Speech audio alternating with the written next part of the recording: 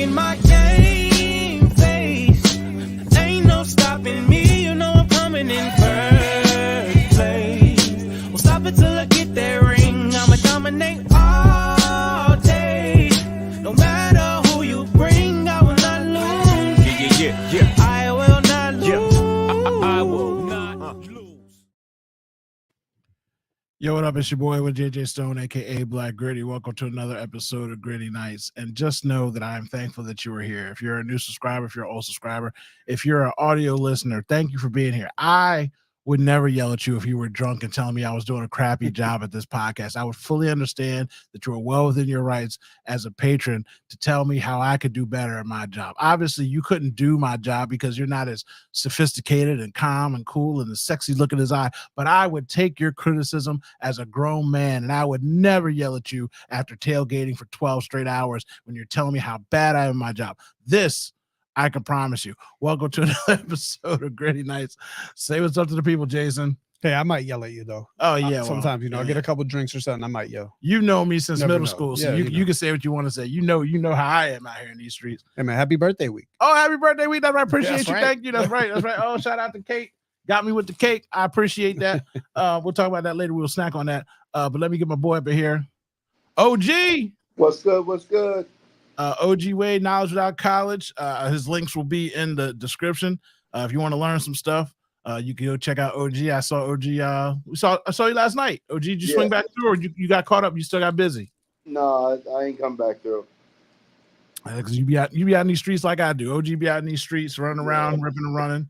And you said you had to dip out to go pick up the boy, which I fully understand. So we'll get rolling on what we got to get talking about here. Oh, look who showed up. Harry Harrelson. What's up, everybody? What's up, Harry? So OG, I'll start with you so we can get some OG-isms out of the way first. Did you tell Jalen Hurts to set up his coach? I'm gonna keep that anonymous. You know what I'm saying? I'm gonna plead the fifth on that one. So I was talking to OG last night because Jalen Hurts is a communications major.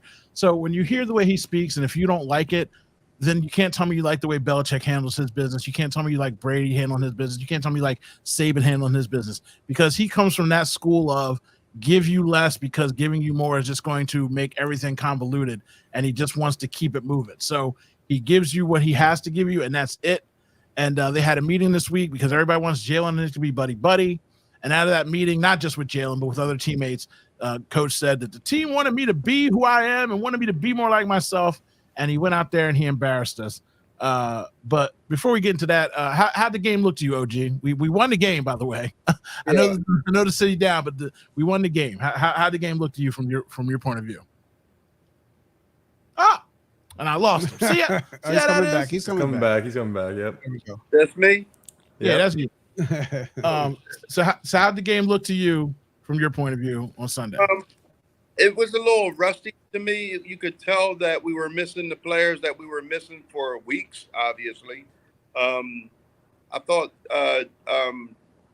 Cleveland's defense gave us a little bit more trouble than we expected in the run game, because as we all know football, everything starts with the run game. If you got your run game going, that's going to make everything a lot more easier. Once the team comes in and they take away the run, which is what every good team should do, every good defense should do that, look to take away your run first.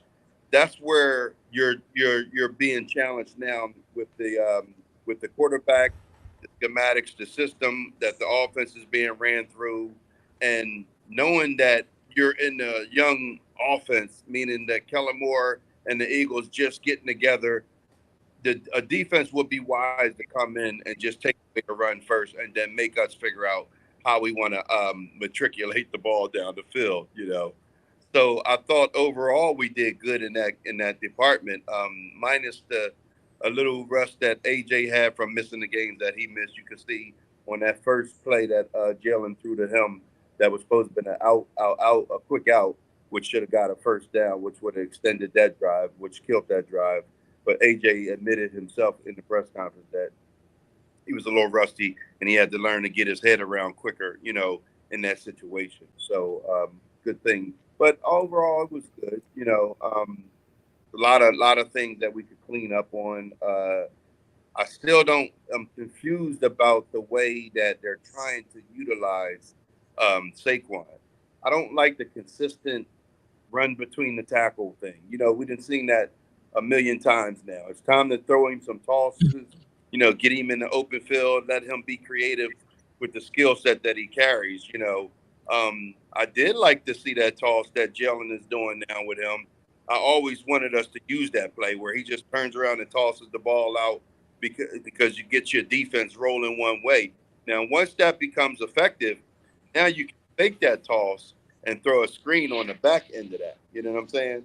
So I want to see some more creativeness in this offense. So, but overall, I was satisfied.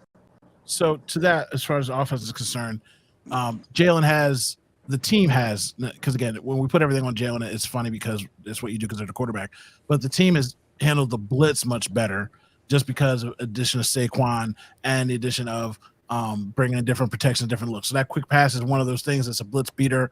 And once they get into the rhythm of doing those things, it's not that Jalen can't handle the blitz. It's one of those things now he's calling out the protection. So he's also more involved in seeing it and maybe checking to it better. When Kelsey was the one calling the plays and doing that situation, there's always a disconnect of telephone game. Play called in. This guy wants to change at the line. I'm the quarterback. I'm seeing what I'm seeing. Well, what are you seeing? I don't even have time to talk to you because I got to hike this ball in 6 seconds, so you're changing the play. So that would make things convoluted when you have to pick up a blitz, and that's why people get missing the gap. So I appreciate that. Jason, how'd the game look to you on Sunday, the actual game? How'd the defense look? Eagles defense. I mean, they did okay, right? But Cleveland's offense is just awful. Deshaun Watson is setting records for futility at the quarterback position. They didn't let up a touchdown. That's a positive. The tackling was improved for the most part outside of Nakobe Dean, who is now deciding to leave his feet to try and make tackles, and I'm not sure why he's doing that. It's weird. There was another play where Chauncey Gardner-Johnson kind of stood straight up in the open field and let a guy run right by him. Another one where you're like, that's not really fundamentally something you would ever do in the open field. Positive-wise, DeJean looked like he's a guy in the slot, right? He can tackle, look like he could hang out there in coverage. That's good. And I know he didn't get a full sack, but Bryce Huff looked like he was back to being at least a pass rusher and not just a complete zero out there. So Harry, that leaves one position for you. Special teams, Harry. How do you feel about the special teams performance from the Philadelphia Eagles? Because they spent the bye week on attention to detail, Harry. Yes, right. Telling everybody that they focus on detail after the bye week. So how the special teams look to you, Harry? I'm mad Jason took my DeJean point. I've been waiting weeks to talk about Cooper, and he started bringing that up. I know, yeah. I was going to say, he's looking like a Swiss Army knife out there. But anyway, the special teams, yes. Special teams, has been a joke for this team for years now at this point. At least, not even a joke, but just like an afterthought until they ruin a game for us. That's kind of how it feels. So I feel like, again, it's been sloppy. It's been, something that's been a thorn in our side a little bit. And obviously that, blocked field goal, like that's a huge play in the game. So, I don't know about the coaching at special teams, but I think that we're talking a lot about coaching on this team in general. So I'll just leave it at that for now. And Cooper DeJean's, trying to do run backs and they're trying to figure out things with that. So just getting him involved is nice and seeing him go out there again. I don't want to give any kind of credit to the offense or the defense because the Browns are so bad. But statistically wise, they put up more yards than the Commanders did against them. So when people say, oh, the Commanders blew them out, well, we threw for more yards than the Commanders did. There's certain things that come inside in the play of the game. But I'm going to come back to you, OG. Why are we having these slow starts, bro? Because the thing that I hear people say all the time is, you can't fire Nick. My premise is not to fire him, but I'm saying when you have 3 cooks in the kitchen, I don't know who to blame. And if you're telling me that Nick doesn't call any of the plays and that Kellen Moore does, then just get Nick out of the way because he keeps saying that he's making certain play calls and he's not making other play calls. So we don't really know which ones he's overriding Kellen Moore on. And then Jalen again gets to call audibles to that. So there's too much convolution going on still right now. So what do you think is contributing to the slow starts? I don't consider it slow starts. I want to like remind people, or if people know it or not, but you got to be able to compartmentalize how the game plays out. If you're looking at a good offense that has a bunch of skilled players, as we do, common sense would tell you that set of weaponry would not harness you from scoring in the first quarter. So what it appears to me is that Kellen Moore's style is more him trying to fill out different packages as to what they're going to use throughout the game. Because if you ever look at the games, they get stronger in the second half. That's because they already know what packages they're going to be running. Now he can start scripting his plays. So I think Kellen Moore is different than most offensive coordinators. They come out and run a 15-play script, you know what I'm saying? And then they go into their game plan. I think what Kellen Moore is doing, because he's just learning these players, he's actually seeing what packages are going to work throughout the game. So he's setting up plays for later on. So then you couple that with a holding penalty that Jordan Mailata got, that killed the drive. You couple that with the receiver and the quarterback not being on the same page in terms of timing. When you change your offensive coordinator, what you do essentially is you set your quarterback back. Not only the quarterback, but you set the entire offense back. Because even once Jalen learns Kellen Moore's playbook and offense, he still has to get on the same page with Smitty and them. And Smitty is one guy who does what? He don't come to the training camps.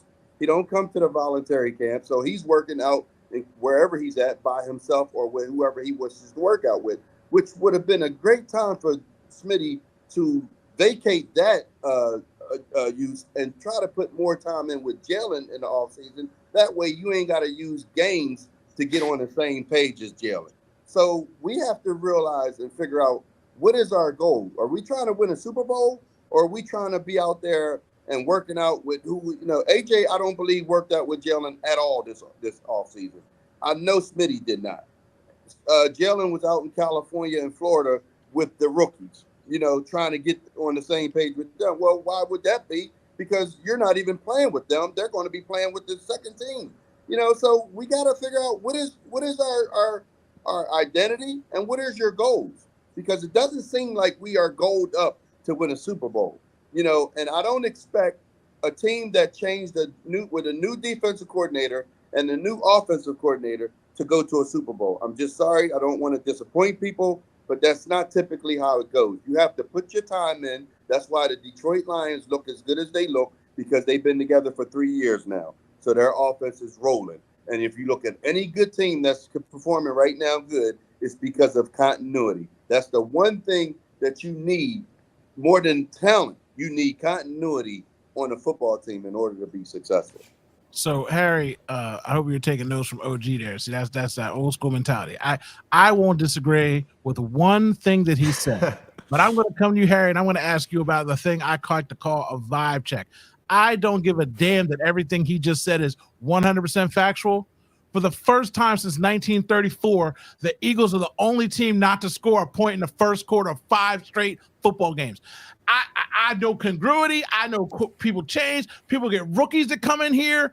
All kinds of things change for 32 teams for almost 90 years. People have new teammates, new coaches, new everything. And for me to go back and be the first team since 1934, Harry, it's a vibe check. How do you feel about us not being able to start with a point in the first quarter, a field goal, a safety, any point?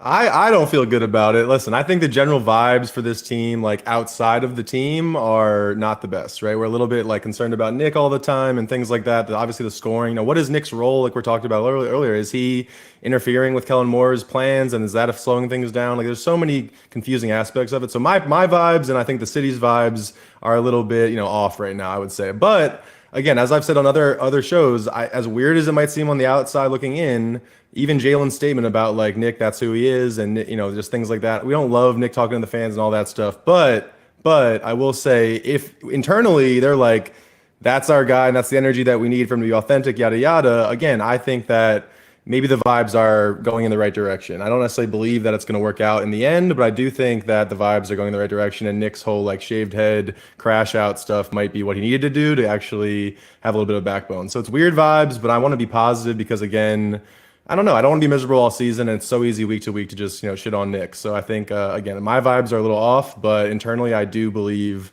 And it looks weird, but that is the direction the vibes are going, in the right direction. So, Jason, I will confirm again. I fully understand and equate to everything that OG said. But when you look at it, and I guess what Harry said in compartment 2, there are a couple times where we could have had points, but Nick decided to go for a 4th down on his own 40 instead. You know what I mean? Instead of kicking a field goal. So there were opportunities for them to get a point. Now it's just become a thing of note to say they haven't since 1934, and it's been 5 games. No other team has done it. But there were opportunities for him to score, or for the team to score, if not for a turnover in the red zone, or again going for it over and over and over again. So I'll move to this, Jason. Have we done too many tush pushes for you? Did you like the amount of tush pushing that was going on Sunday? I mean, it's a play that works, right? So you want to use it, but it's weird that they can't get first downs outside of using the tush push, it seems. That seems to be the only play that the Eagles have that gives them their identity. I don't know what the rest of the team's identity is. The coach clearly doesn't have an identity. He's not sure if he wants to be a high energy guy, if he wants to be a stoic guy. You know, he's trying to figure out his haircut. He's trying to do all that. The offense, they can't figure out if they want to be a running the ball team, a deep ball team, quick passing game. They're unsure of what they want to do, and they're trying to feel that out as they go. But it shows with all the inconsistency because the team lacks an identity. So, OG, one thing, I know you've watched a lot more of the retape than I have, and I watch a lot of tape, but the narrative right now is, well, Kellen Moore's not running his offense because Jalen can't throw over the middle. Now, personally, if you just want to go on the internet and search Jalen Hurts throws over the middle, you will see a plethora of Jalen Hurts throwing over the middle. So it's not that he can't do it, but there is something to that. We're not throwing over the middle, and the thing that everybody got sick of hearing all off season, and what you said, what I said, you keep saying all you want to, but you got to make the plays. Motion, motion, motion. So in these 4 or 5 games, the motion has dropped down to now we're the lowest percentage team in the league using motion, and we've gotten less and less of it each week. So again, I know that Jalen Hurts could throw over the middle. You know that Jalen Hurts could throw over the middle. But I think that when they want to have him do because Come More today, his statement reason was, well, I want Jalen to be able to run and have the RPO danger effect to keep the defense honest. I feel like that's keeping him away from being able to utilize a lot of the motion and getting throws over the middle. What do you think about Jalen throwing over the middle? Am I wrong? Can Jalen not throw over the middle? Like I said, you watch more tape than me. Is he not capable of throwing over the middle, OG? Well, I would say it's disrespectful for anyone to think such a thing.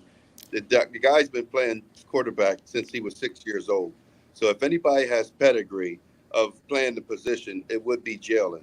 I think what the issues are, when you're trying to scheme up an offense and against the defense, where you can get more turnovers is throwing over the middle, because you get tip balls, you get anything can happen when throwing over the middle. So I would prefer to throw outside.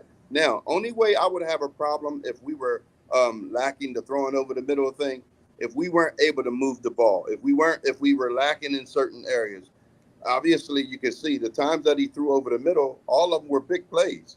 You know what I'm saying? So why would they not throw over the middle when they wanted to? You know what I'm saying? So basically, we have to try to understand what the Eagles are trying to get done. And if you look at how defenses are playing them, they're going to play them a certain way. You know what I'm saying? So you don't want to try to force feed something that the defense is not trying to give you. So in that matter, you want to try to take whatever the defense is giving you. If they're not giving you the over the middle looks, then you're not going to get them. And then furthermore, you don't want to force a quarterback to throw over the middle just for the sake of throwing over the middle. So we can say, you know what? See that? He can throw over the. Oh, I lost you. You'll be back. If it can turn, there you go. I don't want them to put the ball in harm's way. Well, he had his first clean game. I am Negro Dominus. I said 4 weeks ago his first clean game would be against the Browns. And even though they do have a pretty solid defense, they were down 3 starters. But, that happens. Injuries happen. But he was under pressure sometimes. He was just better with the ball. He protected the ball the way he needs to. And if that helped him through the bye week, then that's great. Because apparently, Jason, weren't they doing all the extra tackling dummies? Yeah, over the they bye week? changed the donut. They got rid of the donut. They were actually using players to do the tackling drills and coaches. And then I watched CJ DJ stand around and not tackle anybody, and I watched Dean just walk behind people and not tackle them. You know what drives me crazy?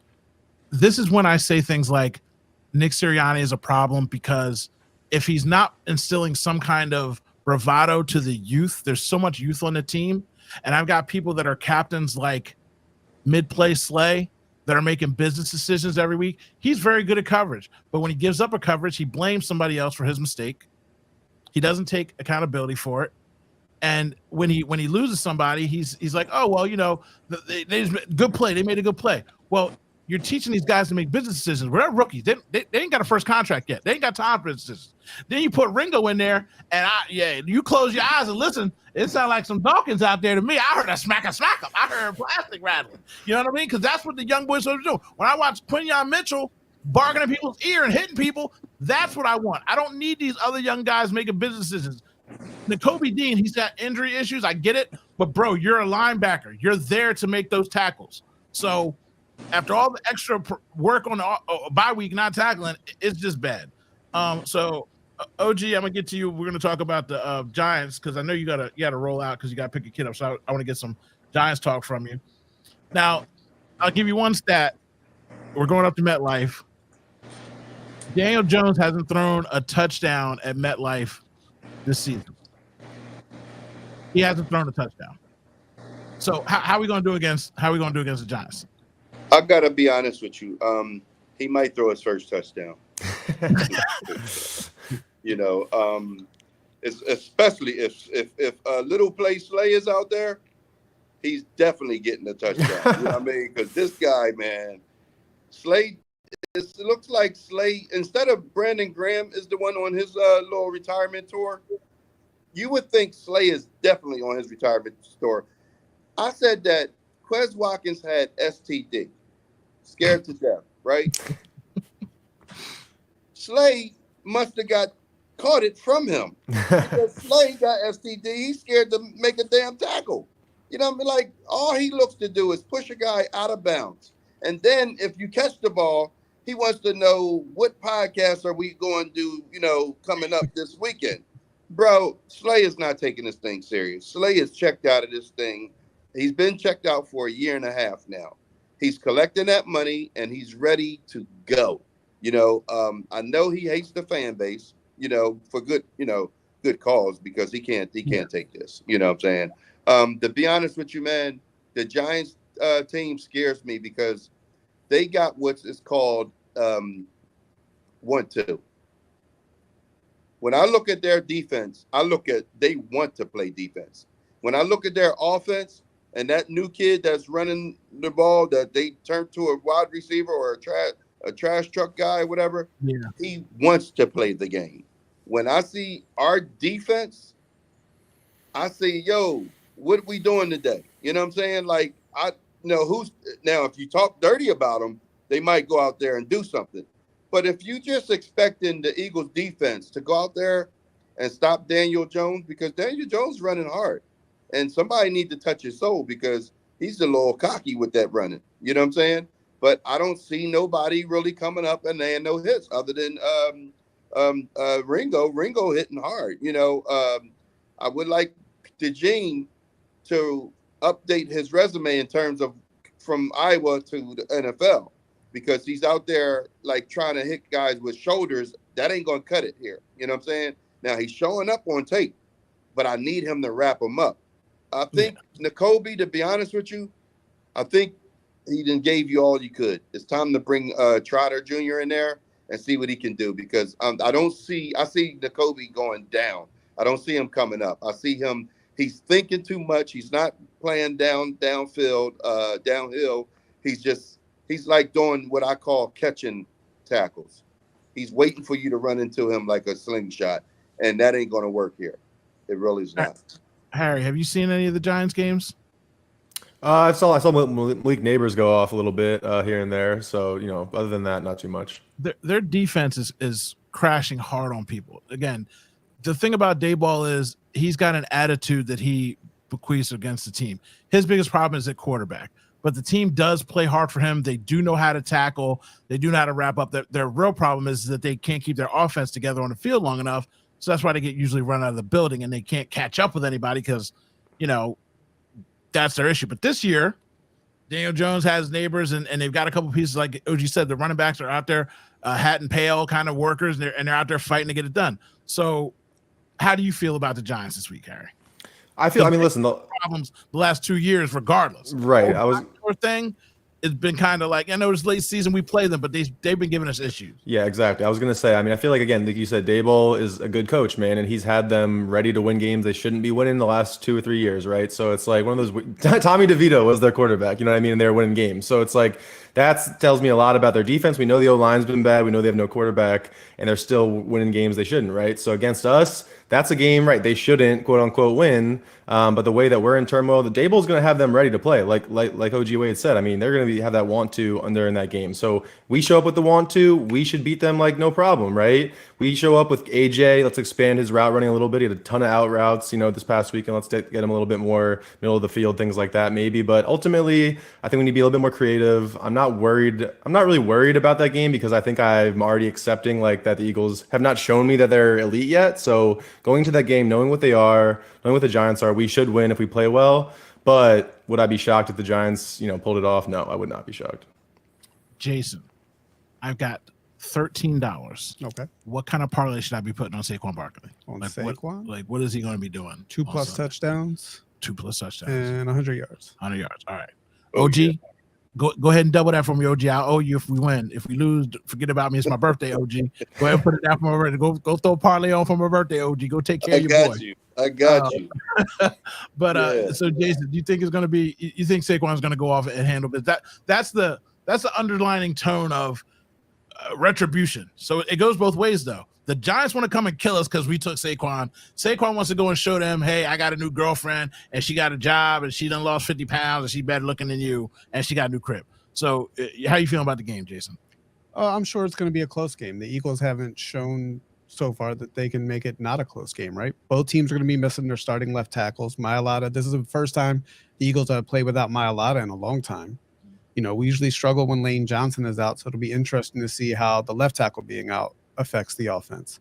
Now, today, Andrew Thomas is ruled out for the Giants, so that gives the Eagles a little boost on the other side as well. So see how that goes. Versus the Giants, the Eagles seem to make sure certain guys score touchdowns, right? They used to always make sure Boston Scott got in the end zone. So I have a feeling they're going to make sure Saquon gets in the end zone for these games. So yeah, so we're all on the same accord. I don't know what time OG's getting out of here, so I want to get OG's opinion. The 76ers are back. Paul George is already in the blender. Joel Embiid said he's only playing 3 games a year. Get excited. And Tyrese Maxey is primed to score 97 points a game. And they don't want the young boy to play because his nails are painted, so they're going to put him down in the G League. So my question to you is, OG, how are you feeling about the 76ers? Now, let me just tell you one thing, OG. Jason will contest this, Harry too, because I've been saying this for the last 3 years. My whole premise on Joel Embiid is he only plays home games. That's it. I don't care.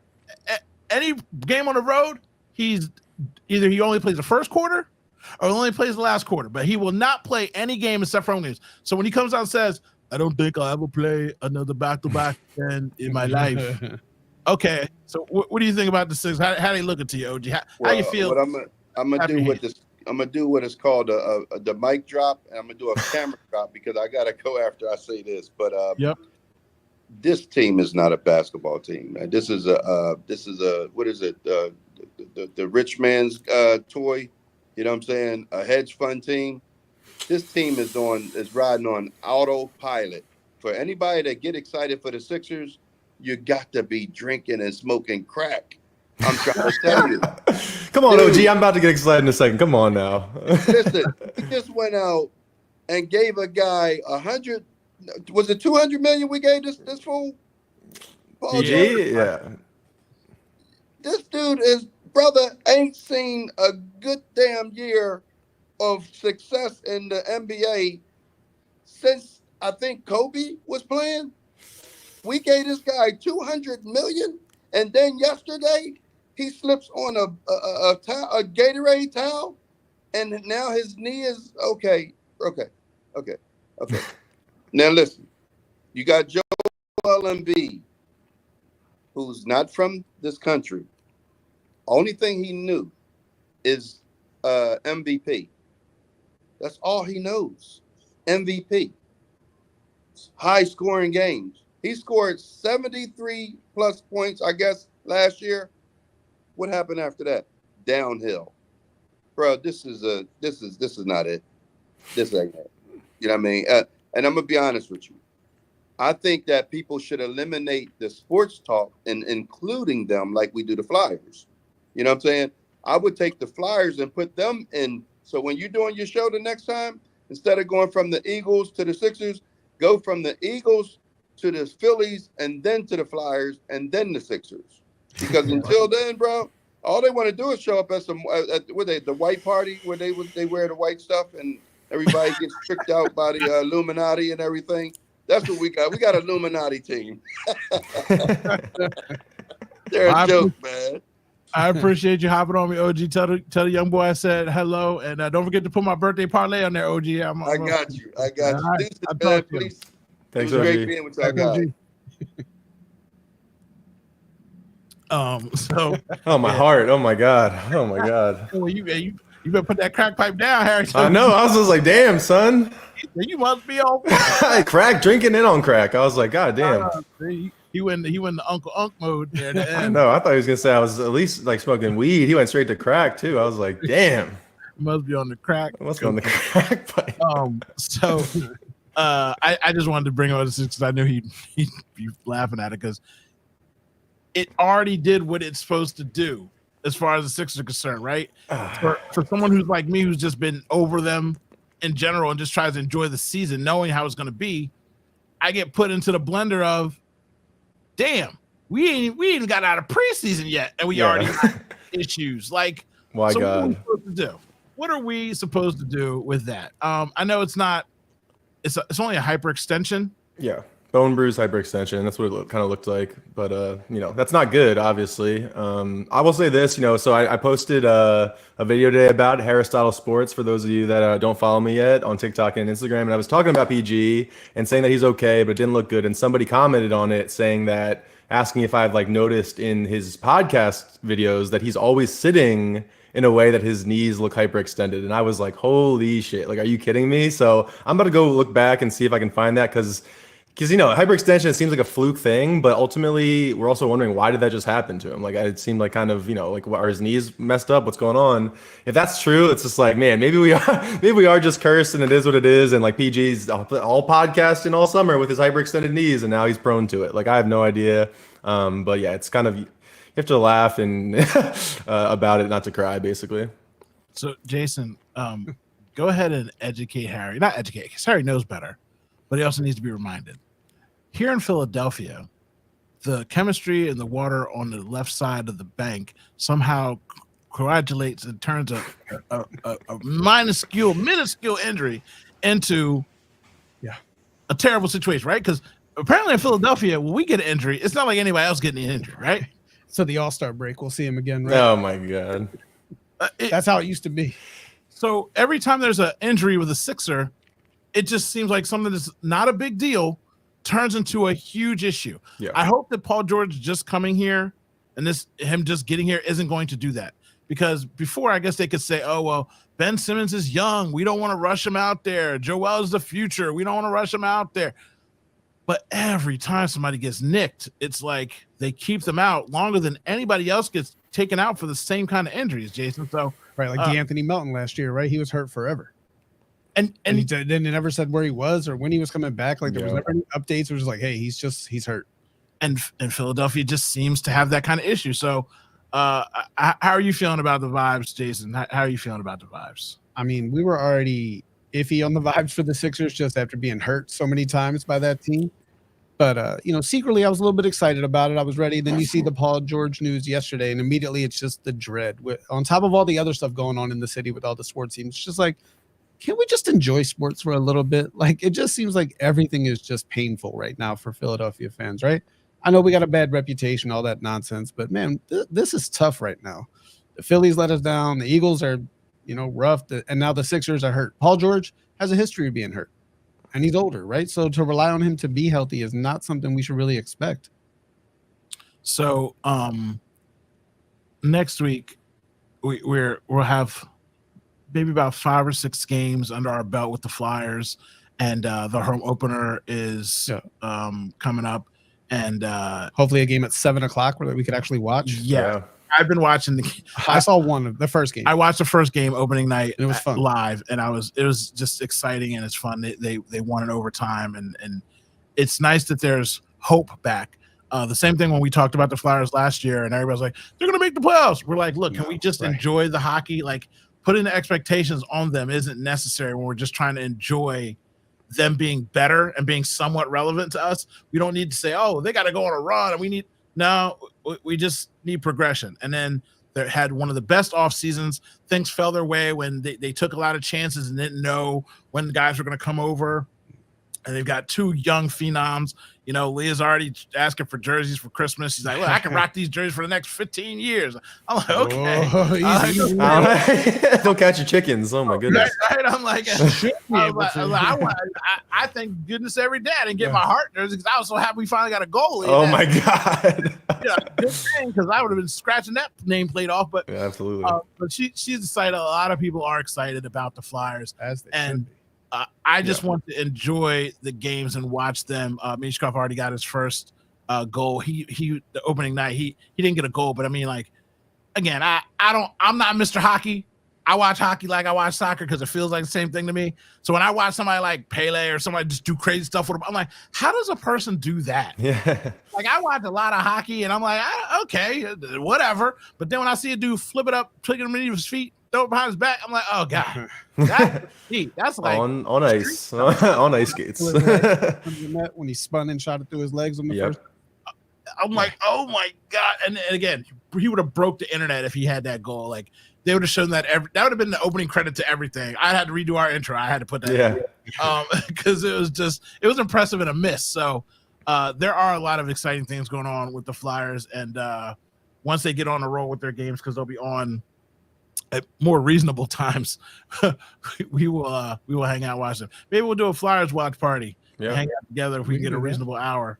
I don't like watch parties, but I just did one and it wasn't terrible. So maybe I'm not anti watch parties as I thought I was. So yes, we're all hopeful about the Flyers. I want to just maintain a constant level of joy without jumping out a window, which is easy to do. Where are you gonna get that joy from, bro? I'm just like, we're down here right now, so I'm like, we got to get to that joy. I don't even know.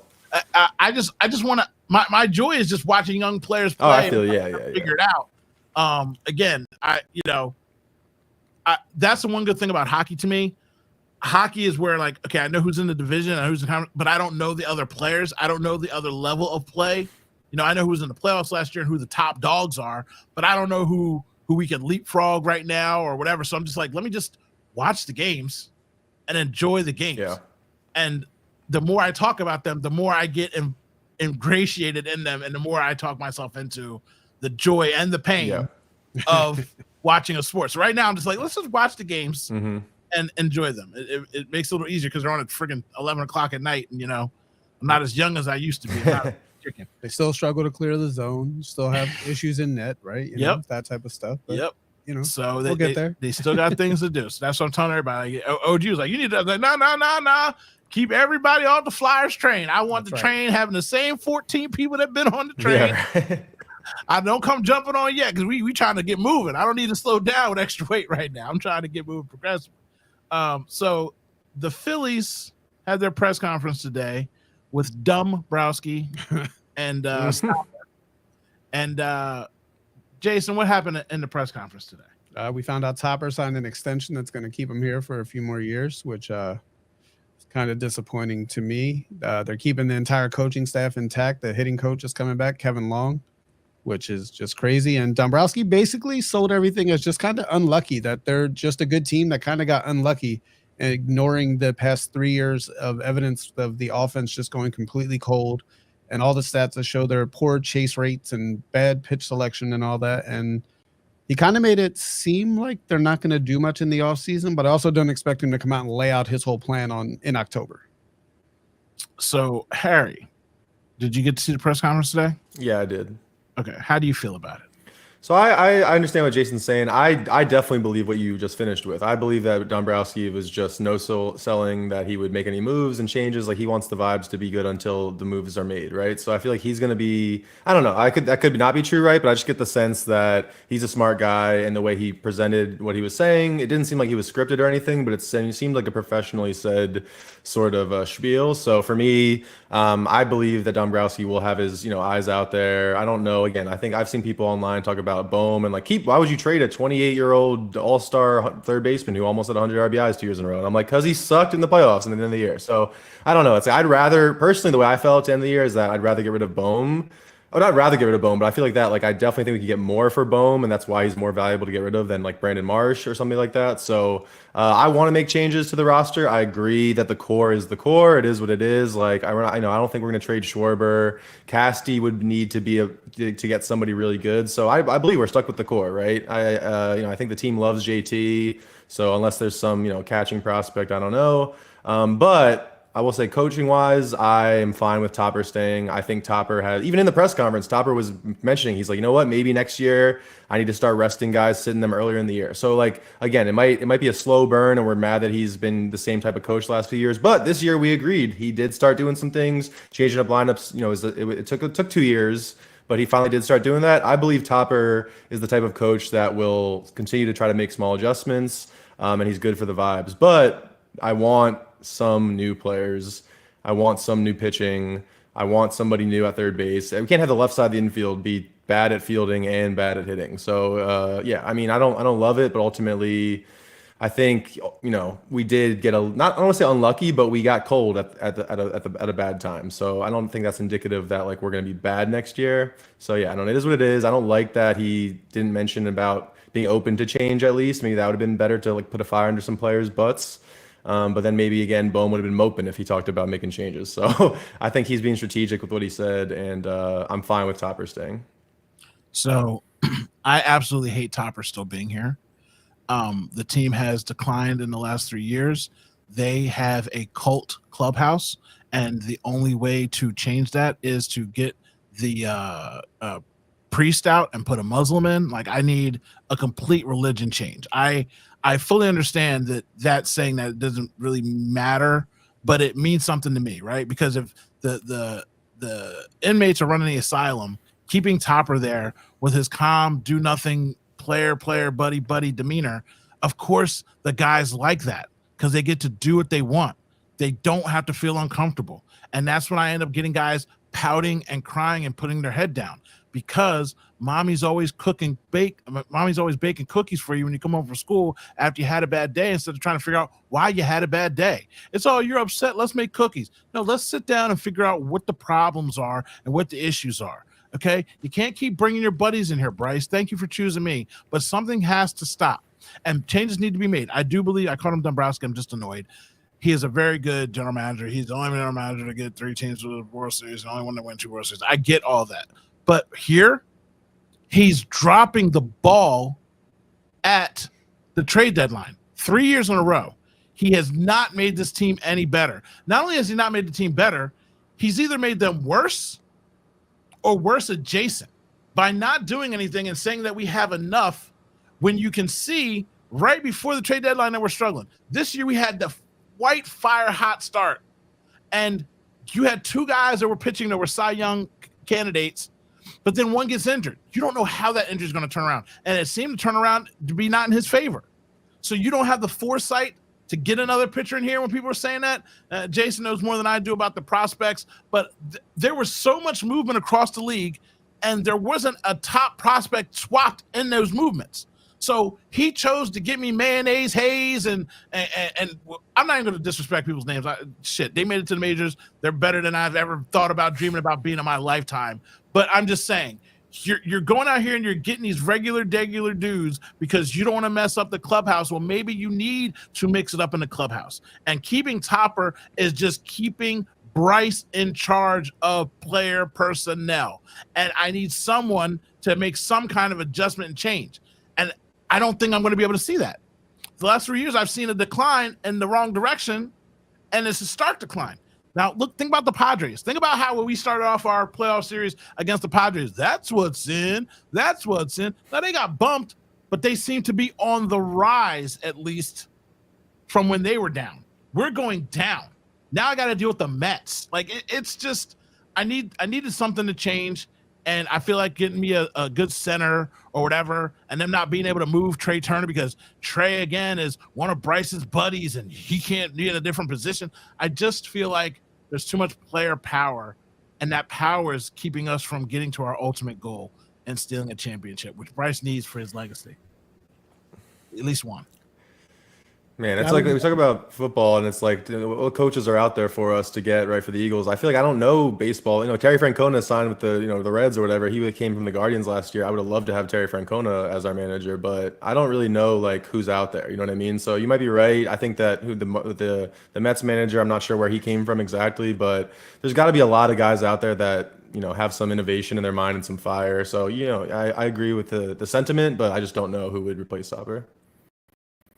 Jason? Yeah, luckily it's not our job to really know who the other coaching prospects are, right? Because that's not something you hear about in baseball. So you're right. We don't know who they are, but there's always somebody. Topper wasn't even supposed to be a head coaching candidate when he got the job. He just kind of fell into it when Girardi, couldn't get the job done, and Topper steadied that ship sort of. Like, that year just by getting the young guys into the lineup. And then unfortunately, the Phillies haven't developed those young guys. Right now, as the older guys are declining a little bit, we see JT's declining. We see, Schwarber didn't have the big hot June like we thought, even though he had a pretty good season. And then we needed Marsh, Bohm, and Stott to, step up, and they kind of fell off instead. And that's where the Phillies really fell apart. And now they haven't traded any prospects in 3 years. And when are these prospects going to show up and start impacting the roster? Like, I'm already hearing Ada Miller is already not going to be on the team next year.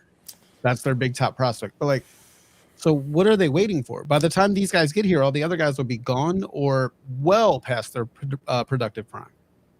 So that's where I'm at. And again, it's the offseason now that we still got the postseason to get through, and we're not going to know or learn anything of what the team's going to look like. I wanted some kind of change, but at the same time, I get keeping Topper because I can't blame Topper for their fall in this postseason run. It wasn't his fault. So for that part of it, I will say, I'm not saying, oh, you ruined the postseason for us, we need to get rid of Topper. I'm just saying the general feel of what Topper is giving me is an issue for me.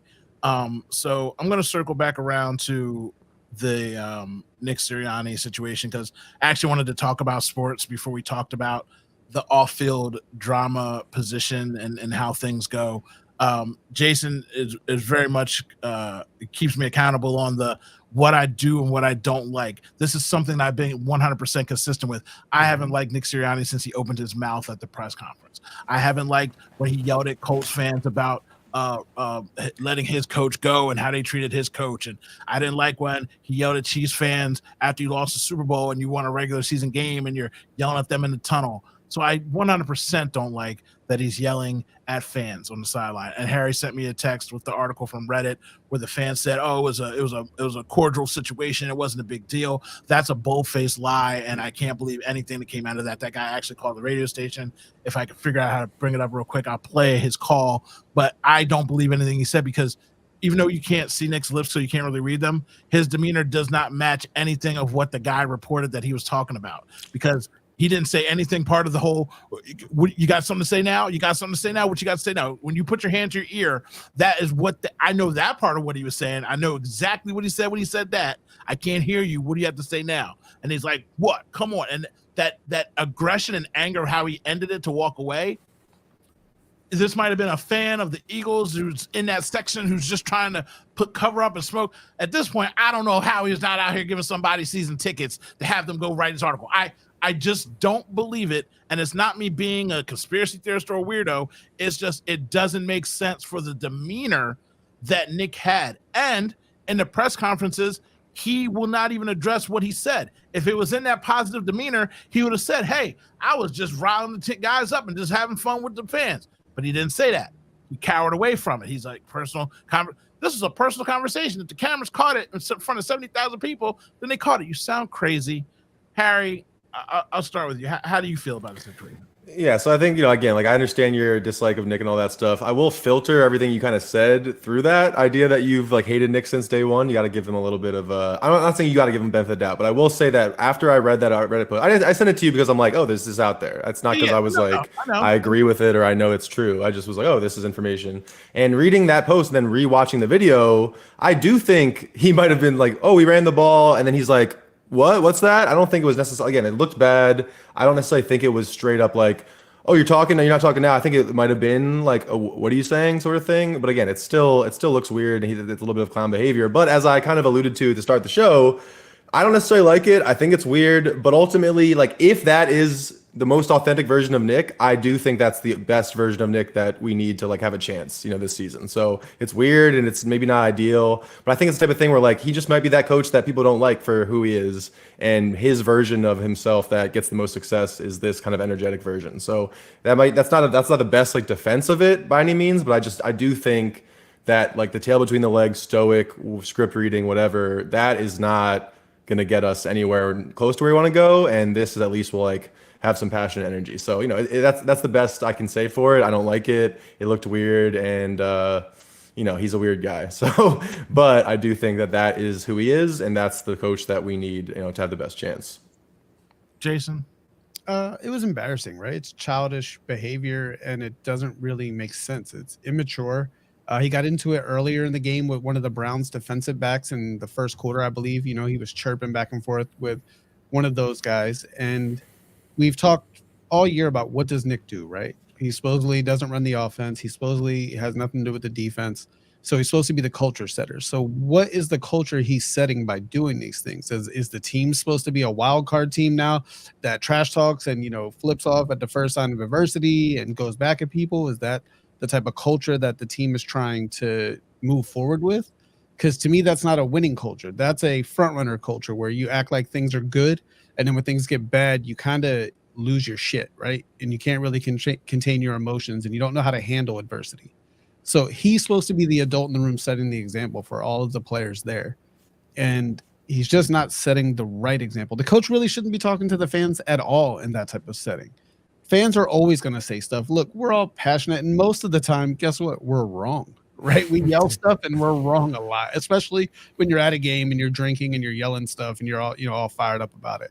There's no positive for the coach to turn around and say anything like that, right? What comes next? A fan throws something, some nonsense like that. It just invites a whole bunch of nonsense to happen, and the coach just has to do better in that situation.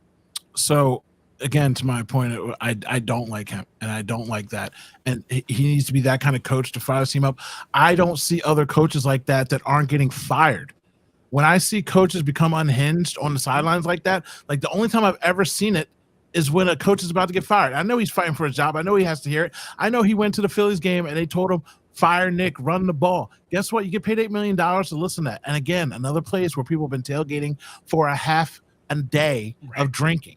And you're letting those people get to you. So when you're preaching to your team about focus and detail and you're ear hustling to what people are saying, that's embarrassing for you. And I can't tolerate that. And the team getting behind him is the same team that wants to go out and do podcasts with Micah Parsons, the same team that wants to go out and be buddy and play video games with guys on the sideline. I'm pretty sure Quinyon Mitchell doesn't like this. I'm almost positive Kelly Ringo doesn't like it. I know that Jalen Hurts doesn't like it. And that's why I alluded to Jalen Hurts having a conversation with him, telling him to be himself, because he knew that he would burn his own city down.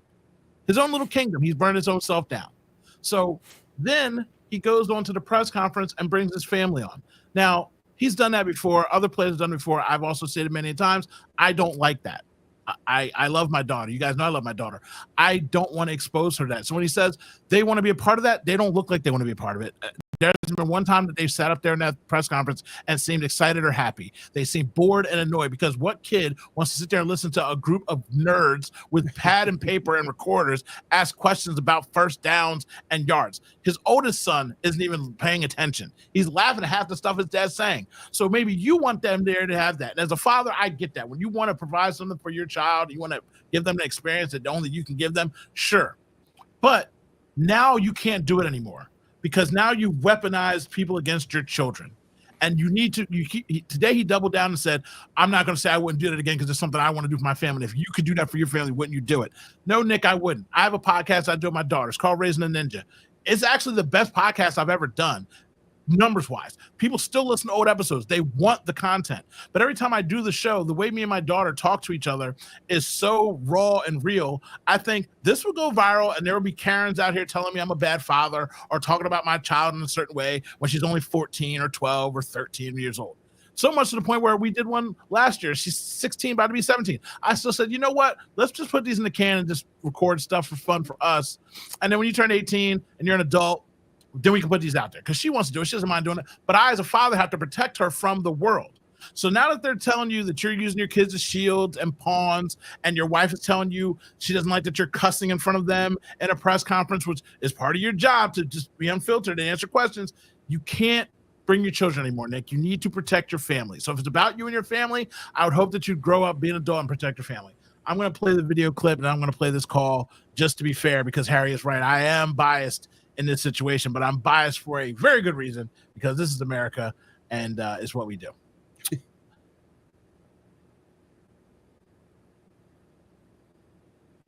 On the Philadelphia sideline, 2 road games coming up at the Giants, at the Bengals. While the Cleveland's on the Philadelphia sideline, 2 road games coming up at the Giants, at the Bengals.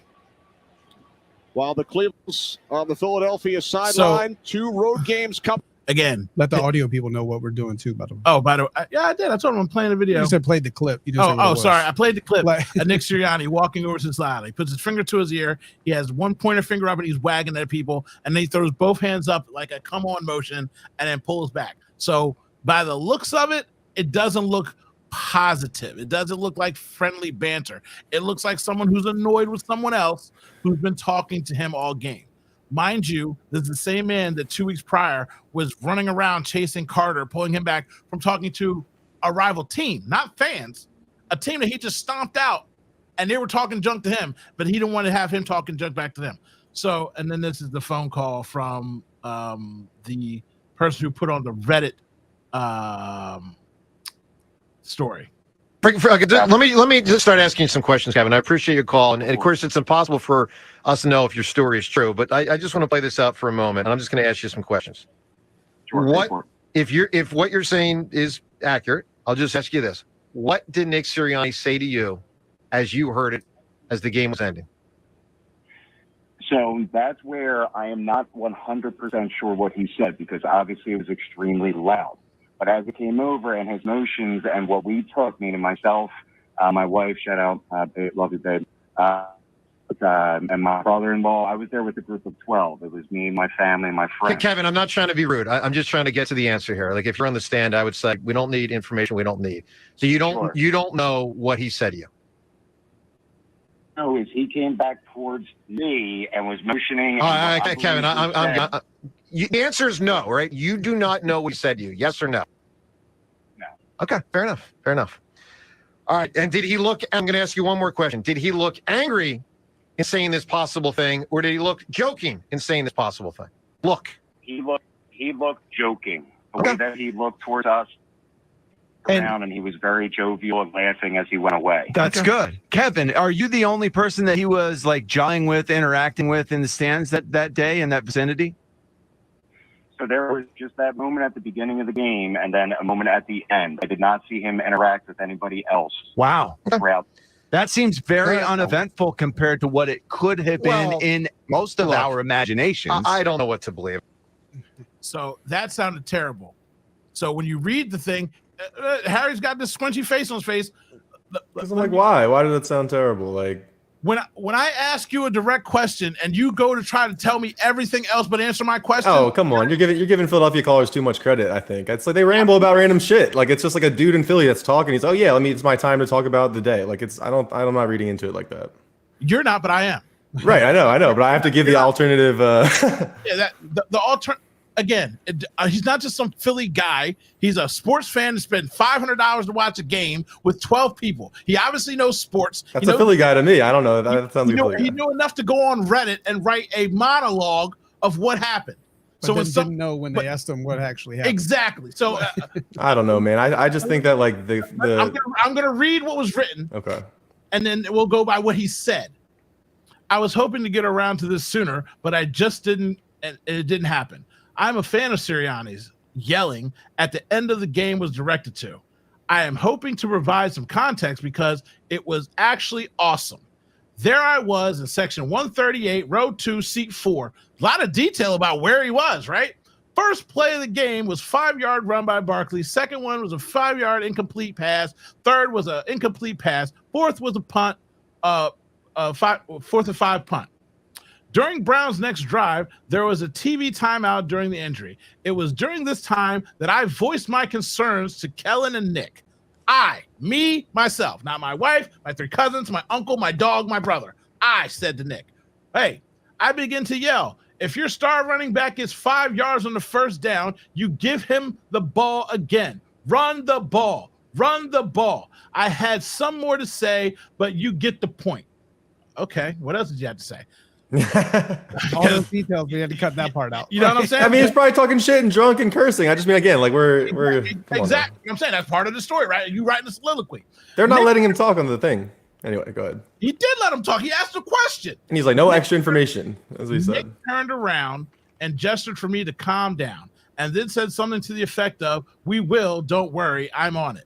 Fast forward to the end of the game, Nick came over to the area and began to say, I told you we would run.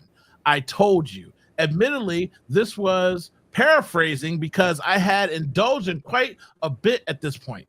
The point being is that it was not unwarranted, nor did I see it as aggression. Rather, I saw him as making the point and letting me know that he followed through. I wished that I could provide this context elsewhere too, but I felt that this was at least a good place to start.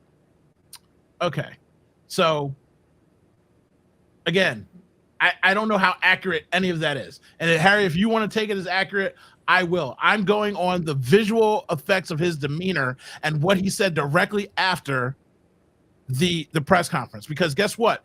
Unless he's doing something we don't know about, Nick Sirianni wasn't wasted drunk. This guy saying he can't recall and can't remember. Oh, I get that.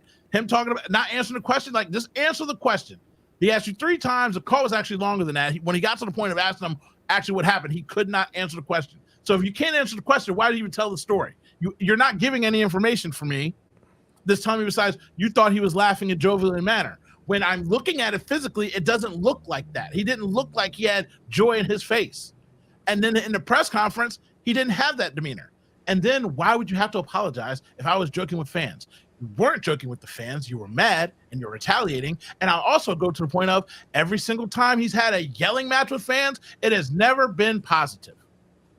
It hasn't done it one time. He yelled at Colts fans. He yelled at Chiefs fans. Now he's yelling at our fans. So I'm going off of past behavior, Harry. I'm going off of what I've seen from this man. When he walked up into the fans crowd and shook people's hands and did all that stuff, he wasn't yelling at anybody. He's gone up in and shaking hands at away games and said, thanks for being here. Thanks for traveling, all that stuff. When he's yelling at people, it's usually, stuff that has to get bleeped out when it gets caught on microphone, is what I'm saying.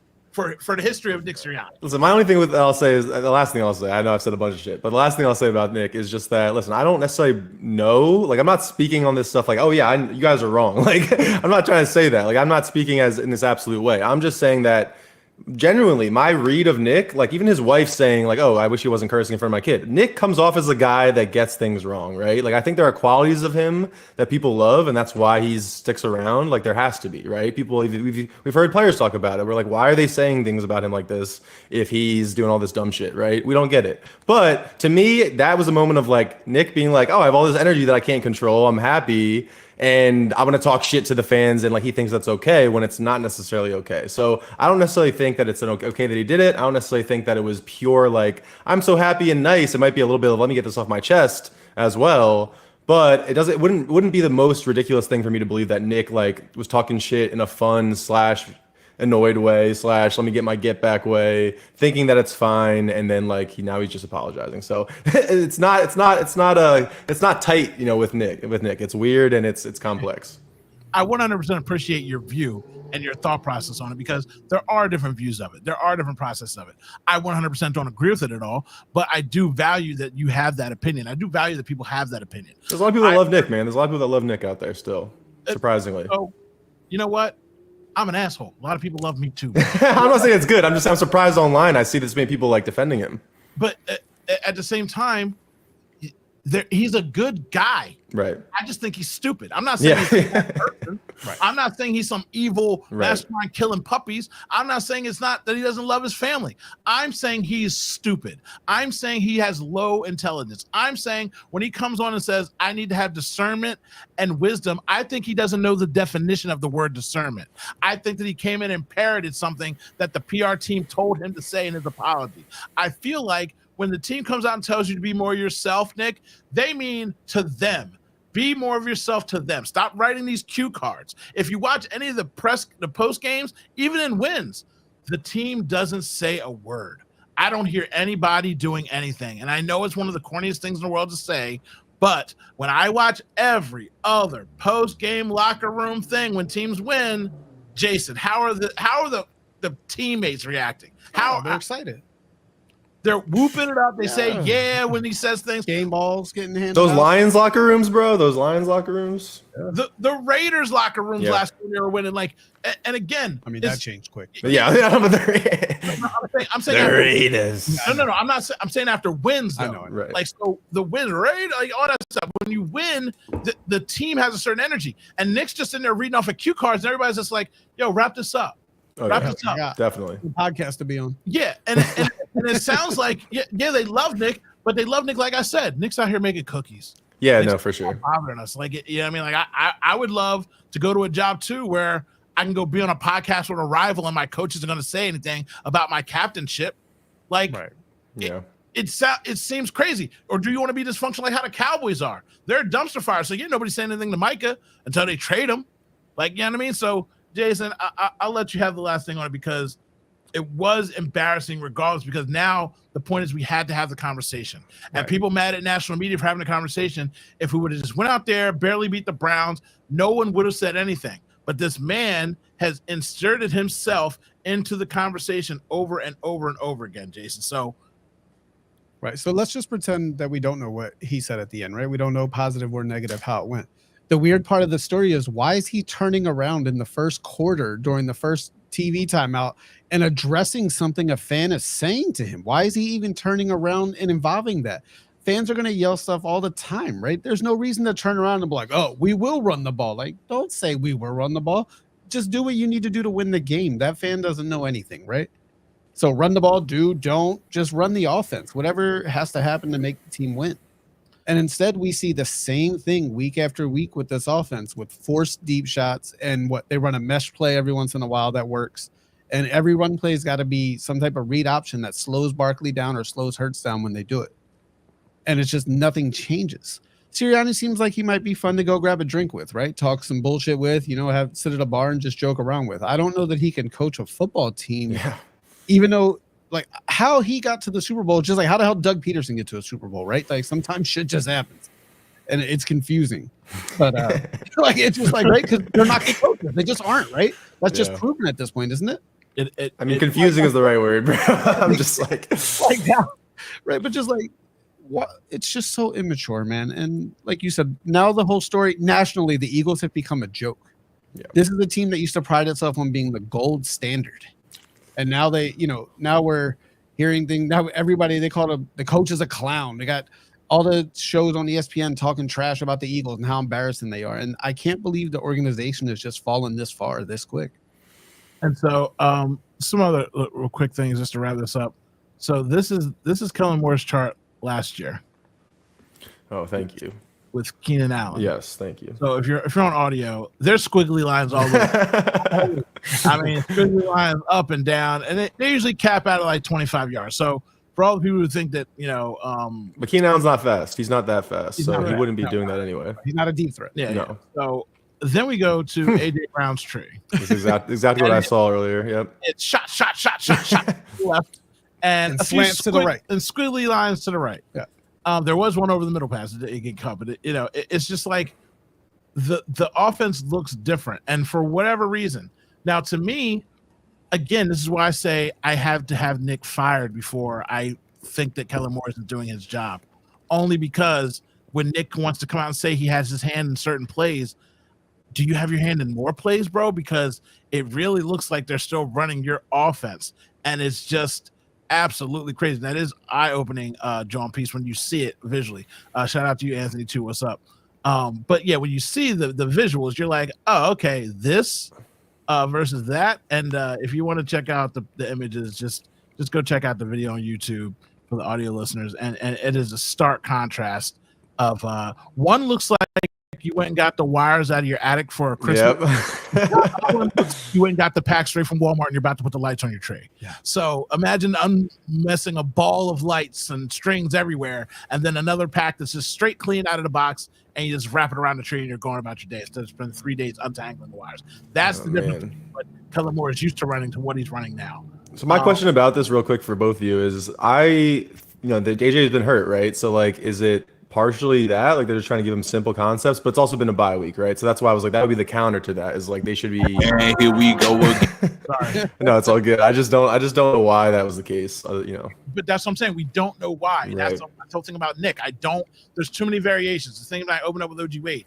Is Jalen not capable? Is Kellen not capable? Is Nick got his hand in the jar? Is it a mixture? Like, I don't know. Or is it congruity? Is it just, oh, we're going to figure it out. We're going to have time to figure it out. That's what I heard all year from you, Nick, last year.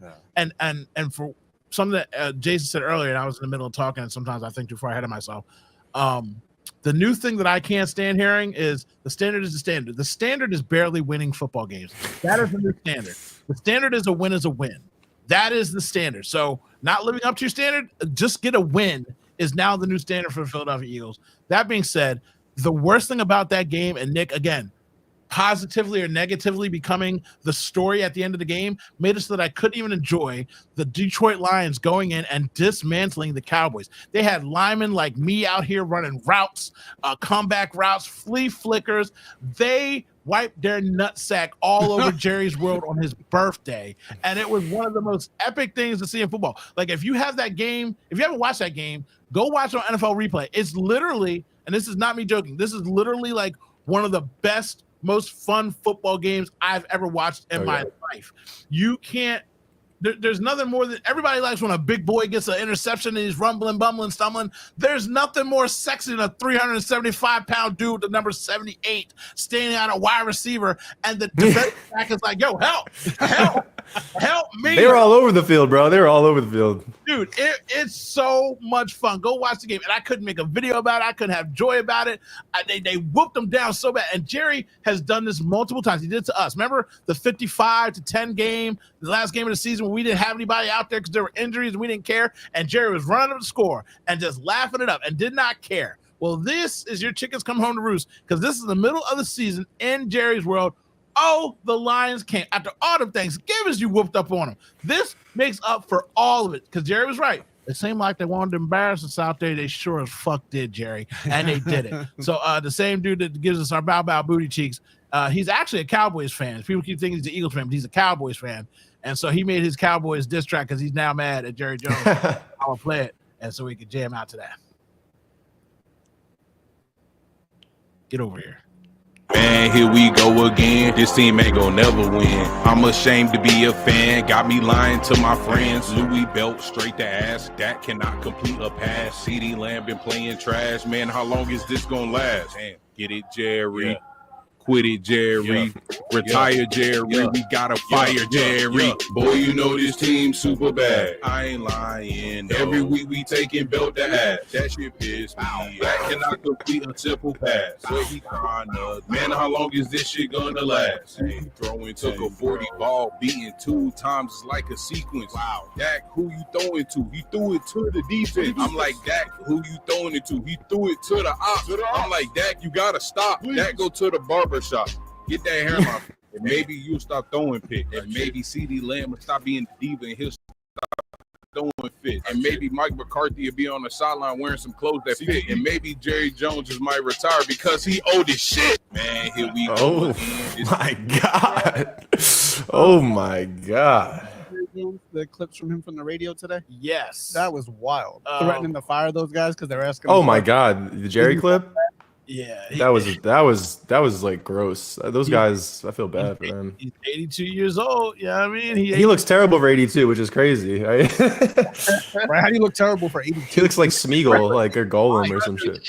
When you're a businessman, let me see if I can find it. That was great, bro. I love that guy. I was getting texts. They're like, man, Detroit will probably kick the Eagles' ass. Like, yeah, absolutely. Like, yeah, no duh. They're fucking dude. They're gonna win the Super Bowl, bro. Like at this rate, they were gonna win the Super Bowl. They lost Hutchinson or whatever, right? I mean, they're on the Hassan Reddick train. I hope they do. Oh, if they get Hassan or Myles Garrett, if they get so it'd be smarter for them to get Hassan, cheaper. Yes. But either way, if they get anybody halfway competent to keep that defense up. I love the Eagles fans today because the Raiders and Browns made trades. Everyone's like, what about Max Crosby and Myles Garrett? Like, it's not that easy to just trade for high-priced defensive linemen. The receivers that got traded had contracts that were tradable. Yeah. And I can't now look at the Dots what's the guy's name? Dotson trade. Oh my God. L for Howie. Howie wrote Howie season, sprinkle that shit on everything.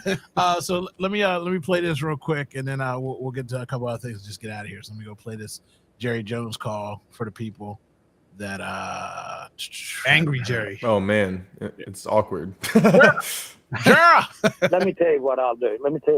About it. I will let us sit down and look at the decisions we've made over the last several years. Okay? I'll look at it.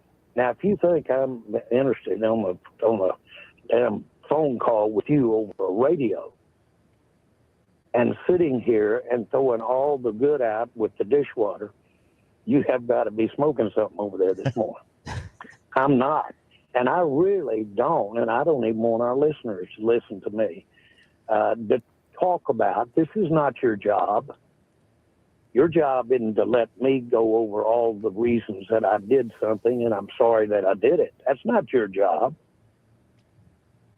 Well, my job is to ask why. A job, or I'll get somebody else to ask these questions, man. Jerry, we're trying to figure out why the team is. I'm not kidding. I'm not kidding. You're not going to figure out what the team is doing right or wrong. If you are, or any 5 or 10 like you, you need to come to this meeting I'm going to today. There are 32 teams here. You're geniuses. Jerry, okay? Y'all really think you're going to sit here with a microphone and tell me all of the things that I've done wrong and without going over the rights? Well, now, listen, we both know we're talking to a lot of great fans and a lot of great listeners. And I am very sorry for what happened out there Sunday. I'm sick about what happened Sunday. Now, I'm not talking to these yahoos on the end of this phone. I'm talking to you, the fans that are listening this morning. And we can spend a lot of time going over zigging and zagging. One of the stupidest things I've ever done that anybody has ever analyzed is by the Cowboys. It was an idiot that did that. So idiot things can turn into good decisions. Okay? Smart things can turn into bad decisions. The facts are that when you make one, you don't really know whether it's going to be good or not at the time. So let's just go ahead. I'm trying to answer your questions, man. You want some conversation this morning? You're getting it. Jerry. So I think he might be related to Nick Sirianni. Hold on, a yap in there. That kind of answer where it's like, I might be one of the dumbest ignorant, but that dumb ignorant worked out one time, 3 times, 82 years ago when I was dumb and ignorant. Like Jerry. It's crazy that that's the second most awkward clip in the past month. Yeah. Oh God. Yeah. Oh my God. This guy is crazy. Bro, so, I feel like Cowboys fans must hate him. They did not know what to do, right? Those they were like, oh, right, Jerry. Crazy. And he's like, no, I'm dead serious. Like, okay, my bad. Like, yeah. It seems like he got it out at the end. He's like, okay, I'll start to talk now.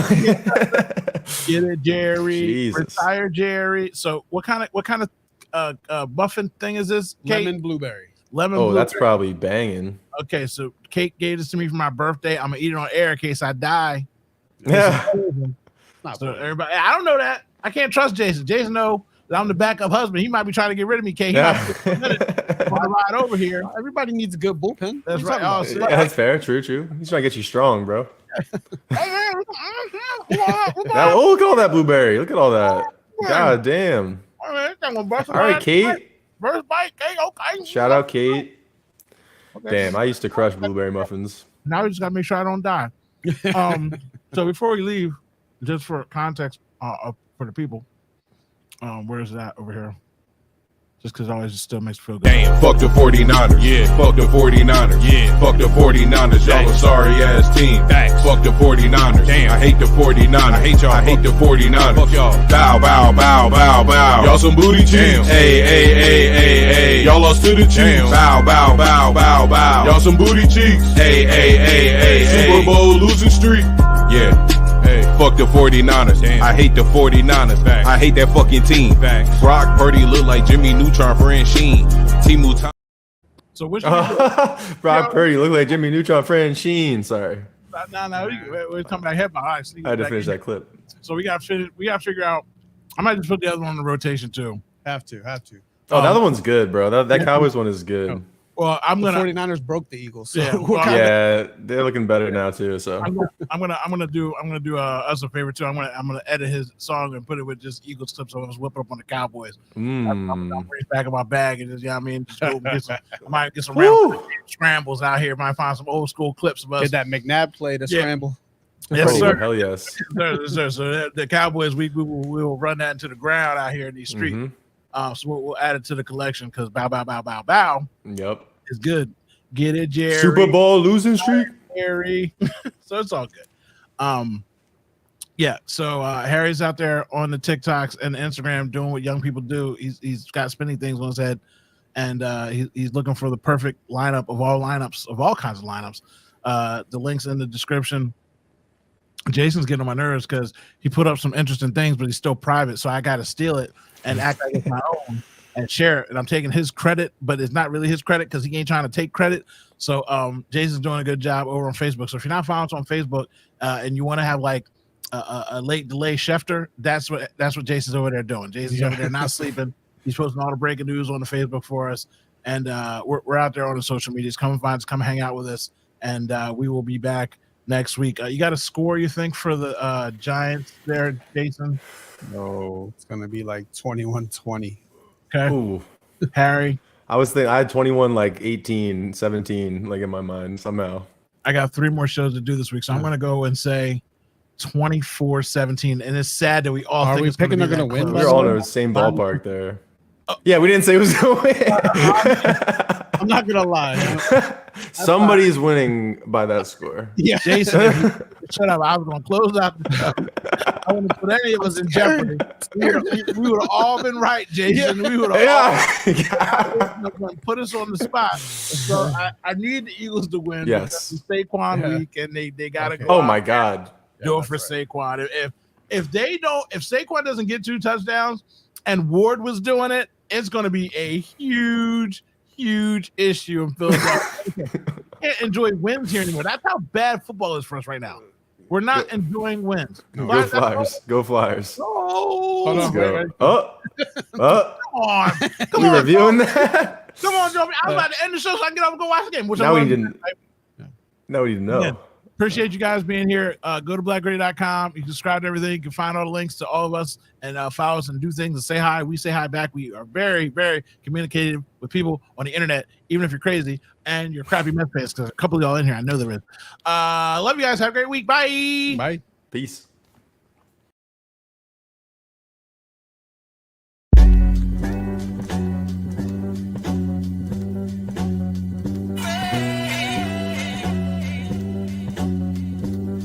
Take a look in my game face. Ain't no stopping me. You know I'm coming in first place. Well, stop it till I get that ring. I'ma dominate all day. No matter who you bring, I will not lose. Yeah.